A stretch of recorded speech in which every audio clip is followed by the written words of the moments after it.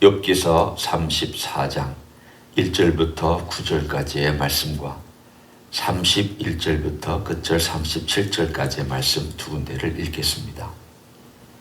엘리후가 말하여 이르되 지혜 있는 자들아 내 말을 들으며 지식이 있는 자들아 내게 귀를 기울이라. 입이 음식물의 맛을 분별함 같이 귀가 말을 분별하나니 우리가 정의를 가려내고 무엇이 선한가 우리끼리 알아보자. 욥이 말하기를 내가 의로우나 하나님이 내 의를 부인하셨고 내가 정당함에도 거짓말쟁이라 하였고 나는 허물이 없으나 화살로 상처를 입었노라 하니 어떤 사람이 욥과 같으랴. 욥이 비방하기를 물 마시듯 하며 악한 일을 하는 자들과 한패가 되어 악인과 함께 다니면서 이러기를 사람이 하나님을 기뻐하나 무익하다 하는구나. 31절로 넘어갑니다. 그대가 하나님께 아뢰기를 내가 죄를 지었사오니 다시는 범죄하지 아니하겠나이다.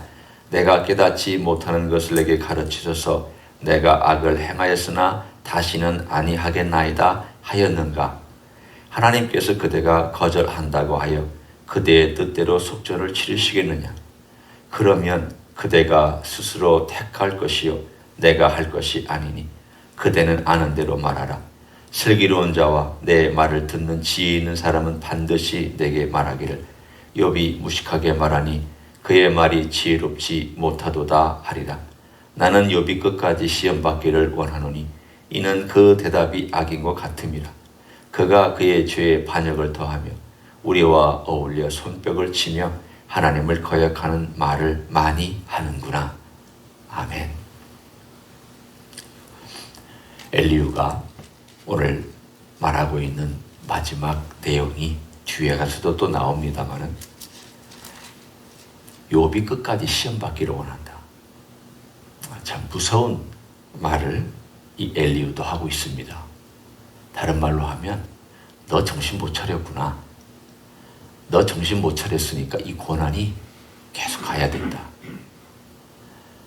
고난받는 사람 앞에 가서 고난받는 사람이 비록 말로 좀 실수도 할 수도 있고 또 여러 가지 고난 때문에 짜증을 낼 수 있는 그 상황이라고 한번 우리가 가정해 봅니다.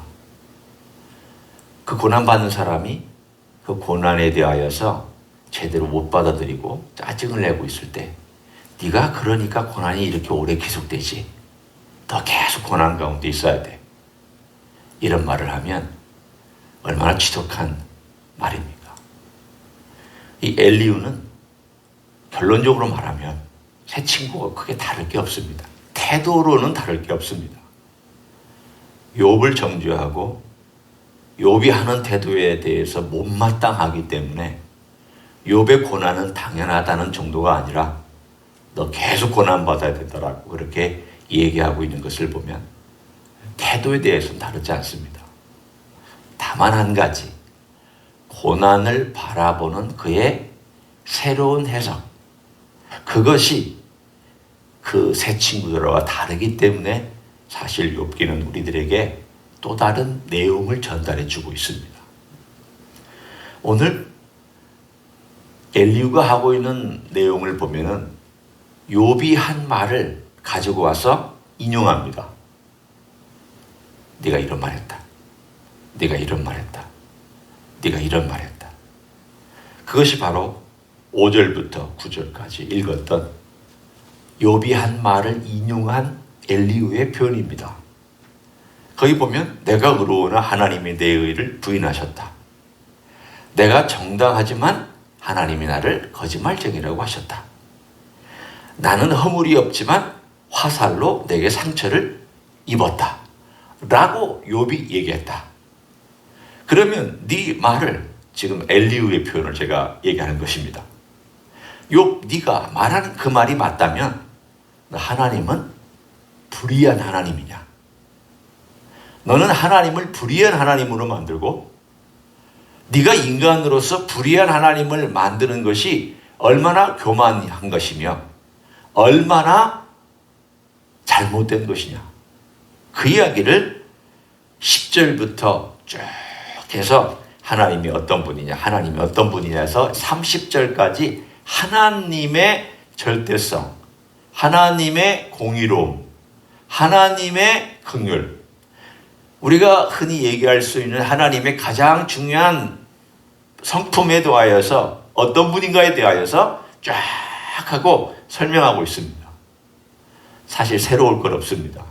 그 새 친구들도 얘기했고 욥도 얘기했기 때문입니다.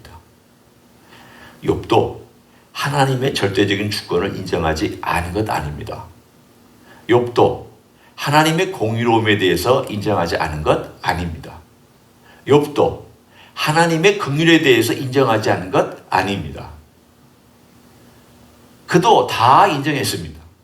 심지어는 하나님의 침묵까지 인정을 했고 하나님께서 말씀하시지 않는 것에 대하여서도 인정하고 그거에 대해서 언급했습니다. 엘리후의 논리는 네가 하나님 앞에서 옳다라고 그렇게 끝까지 얘기하고 하나님이 내 의를 불의로 바꾼 것은, 인정해 주지 않는 것은 오히려 하나님이 불의한 분으로 네가 여기는 것이고 그거는 하나님의 절대 주권에 대한 반역이다. 하나님의 공의로움을 네가 인정하지 않는 것이다. 라는 논리를 펴고 있습니다. 자, 여러분 같으면 엘리후가 말하고 있는 내용이 옳은가, 옳지 않은가에 대하여 이제 생각해 보셔야 됩니다. 과연 욥은 그렇게 생각하고 있는가? 언뜻 들으면 욥이 얘기하고 있는 그 낱말과 표현들만 쏙 뽑아오면 그렇게 들립니다. 신문에 보면 그런 말들 참 많이 나옵니다. 문맥은 하나도 보지 않냐고 그것만 딱 잘라서 가져와서 이 사람이 이런 사람입니다. 그 사람이 이런 말을 했습니다. 신문 기사에 많이 나옵니다. 심지어는 우리도 누군가의 말을 잘못 인용을 해서 그 인용한 내용이 정말 그 의미가 아니라 다른 의미로 긴 이야기의 흐름 가운데서 그것이 나왔기 때문에 앞뒤를 잘 보고 그 사람이 그래서 그런 말을 했구나 이렇게 이해를 해야 되는데 우리는 그것만 딱 따오면 그 사람이 그 말 해가지고 내 마음에 상처를 줬다. 그 사람이 그 말을 해서 나를 모욕했다고. 우리는 충분히 그렇게 오해하고 공격적인 언어로 받아들일 수 있습니다. 오늘 34장의 엘리후가 인용하고 있는 내용은 반은 맞고 반은 틀립니다. 어떤 의미에서 반은 맞았느냐? 이런 비슷한 표현을 한 적이 있습니다. 하나님이 나에게 화살을 쏘셨다. 그래서 내가 지금 아프다. 그리고 하나님 의로운 분인 거라도 알지만 나도 지금 무고하다. 의롭다. 내가 지금 아무리 생각해도 이 정도까지 벌 받아야 될 걸 내가 생각하지 못한다. 하나님 이렇게 하시는 것을 나는 이해할 수가 없다. 이 말인데도 나 이해할 수가 없다. 받아들이기가 힘들다. 이 말을 나 못 받아들인다. 나 인정할 수 없다. 하나님 불의하다. 그렇게 해석해버린 겁니다. 욥이 얘기한 것은 여기까지입니다. 나 하나님 그분의 의롭다는 걸 안다. 하나님 절대 주권 가지고 계신 거 안다. 그렇지만 내 케이스를 볼 때 하나님께서 이렇게 하시는 내가 정말 이해하기 힘들다. 받아들이기 힘들다. 이 말을 엘리후는 너 하나님 불의하다고 했다. 너 하나님께 손가락질했다. 너 하나님의 절대 주권에 도전했다. 반역했다. 거기까지 해석을 해버린 이 엘리후의 태도도 역시 새 친구들하고 본질적으로는 다를 게 없습니다. 욥이 여지를 남겨놨습니다. 우리 이제까지 쭉 욥기를 보면서 욥이 하나님 그분이 하시는 일을 내가 이해는 할 수 없지만 언젠가는 나를 변호해 주실 거야. 내가 죽어서라도 하나님 아버지 앞에 서면 하나님께서 그때서라도 나를 변호해 주실 거야. 라고 하면서 이 세상에 살고 있는 동안에는 해답을 얻을 수 없는 것에 대하여 여지를 남겨놨습니다. 그런데 친구들은 욥을 볼 때 욥이 그 여지를 남겨놓은 부분을 전혀 보지 못하고 하나님을 마치 1대1로 만나서 저 구석에 몰아넣고 하나님 당신이 어찌 그럴 수 있습니까? 하나님은 정말 절대 주권이 나에게 절대 주권을 가진 분으로서 그렇게 행사 못했습니다. 하나님은 공의로운 분인데 나에 대해서는 공의롭지 못했습니다. 라고 너는 하나님을 공격했다는 것입니다. 잘못됐죠. 반은 맞고 반은 틀렸다는 얘기가 욥의 말은 인용해서 욥의 어떤 뉘앙스는 캐치했지만 온전한 컨텍스트는 이해하지를 못했다는 뜻입니다. 하지만 이 엘리후가 욥에서 캐치한 거 한 가지가 있습니다. 욥의 태도의 문제. 그게 뭐냐면 욥, 네가 이 고난을 잘 못 받아들이고 있다. 그걸 캐치한 것입니다. 너는 지금 하나님께 내가 답을 얻어야 되는데 하나님 답해 주시지 않는다. 그러니까 내가 지금 답답해서 하나님하고 대면하고 싶다. 근데 내가 두려운 것은 하나님이 대면을 안 해주실 것 같아서 나는 두렵다. 내가 언젠가 하나님이 나의 무고함을 말씀해 주시기를 나는 간곡히 호소한다. 그 얘기는 뭡니까? 현재 나는 이 고난을 받아들이기 어렵다. 그 뜻입니다. 고난의 의미나 하나님의 살아계심이나 고난에는 이런 이유가 있을 수도 있구나라는 여지를 남긴 거나 이거에 대해서는 욥도 인정을 하지만 이거 너무 힘들어요. 하나님, 나는 의미를 발견할 수가 없기 때문에 너무 힘들어요. 이 고난이 내가 잘못한 것이 아닌 것으로 내가 고난받고 있기 때문에 너무 받아들이기가 어려워요. 그래서 그는 하나님에 대하여 조금은 분노하고 있고 그리고 친구들에 대하여서도 받아들이기 어려운 그 이야기를 계속 친구들에게도 뱉어내고 있습니다. 엘리후는 말합니다. 너가 이 고난 속에서 이 고난을 받아들이는 너의 자세에 문제가 있다. 배우려고 하지 않기 때문에 문제가 있다. 그것 하나를 집어냈습니다. 엘리후는 과거의 죄에 대해서 얘기하지 않았습니다. 엘리후가 보고 있는 것은 욥이 현재의 태도, 현재 하나님에 대하여 항거하고 있는 그의 태도, 그리고 끝까지 그 항거하는 태도를 버리지 않는 것, 이걸 지적하고 있습니다. 우리에게 한번 돌아와 봅니다. 욥이 하고 있는 하나님에 대하여 항의하고 하나님에 대하여 또 회의도 가질 수도 있고 하나님 왜 이러느냐라고 물을 수 있는 것 우리 할 수 있습니다. 신앙인이 그것도 못한다라고 말하면 우리는 신앙을 너무 좁게 가둬놓고 있고 당신은 꼭 정답만을 얘기해야 돼 라고 하는 그런 수준의 신앙밖에 안 됩니다. 신앙은 폭이 넓습니다. 우리 하나님 폭이 넓은 분입니다. 예수님 넓은 마음을 갖고 있습니다. 우리 인간이 가진 원망, 분노, 짜증, 신앙의 의심, 때로는 우리가 어떤 상황을 잘 받아들이지 못하는 것, 힘든 것, 이해할 수 없는 것, 이런 것들 주님께서 다 우리 안에 있는 거 아십니다. 따라서 우리가 그걸 가지고 씨름하면서 하나님께 나아가는 것에 대해서 하나님께서 야단치시지 않습니다. 그런데 문제는 어디 있느냐면 우리가 끝까지 고난 가운데서도 그 고난의 끝까지 하나님, 나 이 고난 절대 받아들일 수 없습니다. 왜 이런 고난이 와야 됩니까? 이건 내가 가져온 고난도 아닌데 왜 이렇습니까? 라고 하는 태도는 문제가 있습니다. 왜냐하면 분명히 신약에서 가르치기를 애매한 고난이 왔다 할지라도 주님을 생각하면서 참으라. 그리고 기뻐해라. 생각해 보십시오. 우리 주님께서 고난을 어떻게 이겨내셨는가?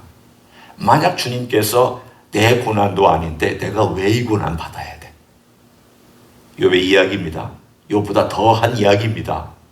욥은 자기가 아주 잘못한 것이 아닌데도 불구하고 고난 받았습니다. 애매한 고난입니다. 남을 위해서 고난받은 건 아니에요. 욥은 그냥 애매한 고난이에요. 주님은 애매한 고난이 아니라 우리의 죄 때문에 고난받은 분명한, 주님과 아무 상관없는 고난받았습니다. 고난을 안 받으셔야 되는 분이 고난받은 겁니다. 이건 100% 그렇습니다. 욥의 경우는 애매하고, 일단 그러나 직접적으로 자기가 잘못해서 고난받지 않았다는 점에서는 비슷한 점이 있습니다. 욥이나 우리 주님이나. 주님은 이 고난을 기쁨으로 이 땅에서 받으러 오셨습니다. 기쁨으로 순종하셨습니다. 그리고 기쁨으로 십자가 받기 위해서 의도적으로 예루살렘을 향하여 올라가셨습니다. 그 기꺼이 하셨습니다. 십자가 달려있는 동안 웃었다는 얘기가 아닙니다. 그것을 기꺼이 받았다는 것은 그분이 그렇게 받았다는 게 아니라 이걸 정말 마음의 전심을 다해서 하나님을, 이것이 하나님의 뜻이라면 제가 정말 기꺼이 주님께 저 자신을 드리기를 원하며 이 고난을 받겠습니다. 우리 주님 그렇게 받으셨습니다. 베드로는 그런 주님의 고난을 알고 우리의 권면하면서 얘기합니다. 너희가 애매한 고난을 받을 때에도 주님을 생각해라. 주님을 생각하면서 이 고난을 잘 받아들이도록 해야 한다. 우리가 어떤 고난이 있을 때 이 고난을 막 뱉어내거나 내가 왜 이 고난 받아야 되냐고 짜증내거나, 처음에는 그럴 수 있다 할지라도, 어떤 과정 속에서 우리가 그렇게 하나님께 항거도 할 수 있다 할지라도, 결론에 와서는 하나님, 비록 제가 이 고난의 이유도 알 수 없고 원인도 알 수 없고 왜 그런지에 대해서도 제가 파악은 못하지만 제가 이 고난을 주님 안에서 잘 받을 수 있기를 원합니다. 주님 가르쳐 주십시오. 깨닫게 해주십시오. 제가 이 고난을 통하여서 뭘 주님이 원하시는 것입니까? 제가 어떻게 해야 되는 것입니까? 이런 정말 주님 앞에 와서 순복하고 정녕 주님의 뜻을 구하는 그러한 태도를 주님은 원하십니다. 욥이 그게 없었습니다. 엘리후는 그걸 지적하고 있습니다. 엘리후가 하나 딱 잘 본 게 바로 그겁니다. 엘리후가 새 친구하고 다른 거는 네가 지금 현재 태도가 하나님하고 1대1로 한번 붙어보자는 거냐? 너 그건 아니다. 그 얘기를 해주고 있는 것이죠. 과하게 해서 문제지, 과한 표현을 써서 문제지, 본심의 말은, 메시지의 내용은 맞는 말입니다. 오늘 우리의 삶에서 우리 주님께서 이 땅에 오셔서 우리를 위하여 고난받으신 그것을 다시 한번 생각하면서 내가 주님을 위해서 고난받을 수 있고 심지어는 애매한 고난을 받는다 할지라도 넘버원, 주님을 생각하라.